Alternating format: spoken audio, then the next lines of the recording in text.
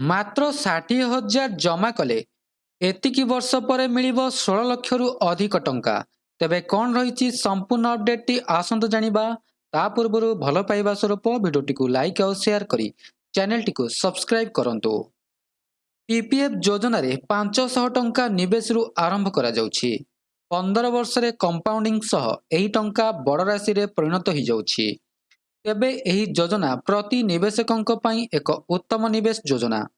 ତେବେ ଆସନ୍ତୁ ଜାଣିବା 60,000 ରଖିଲେ କିପରି 16 ଲକ୍ଷ ଟଙ୍କାରୁ ଅଧିକ ଆପଣ ପାଇବେ। ଯଦି ଆପଣ ପ୍ରତି ମାସରେ 5,000 ଟଙ୍କା ନିବେଶ କରୁଛନ୍ତି, ତେବେ ଏହି ରାଶି ଗୋଟିଏ ବର୍ଷରେ 60,000 ହେଉଛି। ସେହିପରି ଯଦି ଆପଣ 15 ବର୍ଷ ପର୍ଯ୍ୟନ୍ତ ଏହି ନିବେଶକୁ ଜାରି ରଖନ୍ତି, ତେବେ ସମୁଦାୟ ନିବେଶ 9 ଲକ୍ଷ ଟଙ୍କା ହେଉଛି। ହେଲେ ପିପିଏଫ୍ ଯୋଜନାର ଖାସ୍ କଥା ହେଉଛି ଏହାର କମ୍ପାଉଣ୍ଡିଂ। ଏହି ଯୋଜନାର ମ୍ୟାଚୁରିଟି ଉପରେ ଆପଣଙ୍କୁ 16,17,284 ଟଙ୍କା ରାଶି ମିଳିବ।